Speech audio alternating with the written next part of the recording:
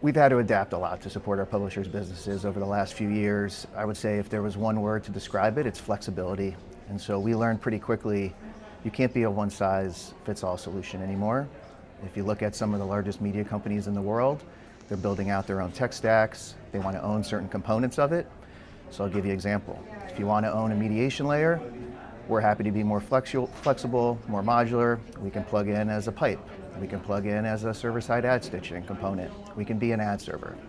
And so overall, we're just trying to be more flexible, more modular, and we're going to continue to develop more modular solutions so that we can continue to partner with the largest companies in the world. On the other end, there are plenty of partners that still want a full stack solution and want us to deliver everything and want to be fully outsourced, and we're happy to continue to work with those partners as well in that way. That can get pretty technical. So how do you make sure your systems keep up with viewer demands?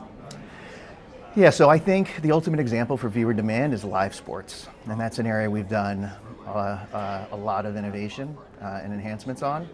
And so I think when you think about live sports, you have to think about the consumer experience first.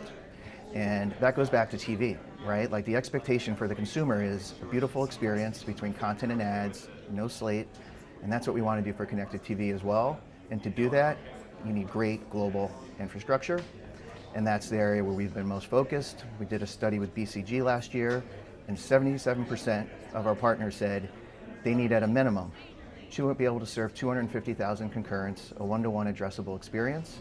We're doing 1 million a day, and so we're 3x the capacity of where the industry is, and we've gone much further than 1 million as well. So what kind of real-world scale is Google managing on a regular basis? Yeah, so I think the best public example right now is the Cricket World Cup in Asia last year. We did over 11 million one-to-one streams concurrently.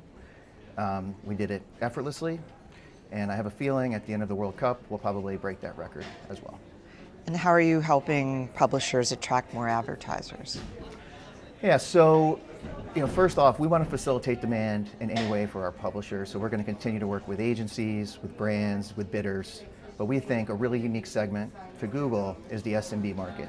And so we built a great product in search and YouTube off of SMB demand. We want to bring that to the largest streaming companies in the world as well. And so a lot of these advertisers are first-time buyers of TV. We brought in over 2,000 new advertisers last year to our partners. They buy YouTube for the first time, and then they want additional reach. They want to buy new types of content, and that's where we bring our partners to the fold. And so we're helping to increase our partners' revenue and also helping these small, medium-sized businesses with their campaigns and expanding reach. There's so many more advertisers entering the ecosystem. So how do you make sure publishers remain in the driver's seat? Yeah, so I would say even a year ago, this would be tremendously more complex, right? You've got more advertisers, you've got more creatives. And so we've rebuilt our creative tools on Google Gemini. We thought this was a great place to start with AI. We're able to scan thousands of creatives instantaneously. Publishers can upload their creative specs. And so over time, we'll sift through those creatives, ones that maybe are borderline. The publishers will still go in, they'll approve them or not approve them, but our product gets smarter. And so when we see those creatives the next time around, we're able to either let them through or not. And we think over time, the hope is that this will become fully automated.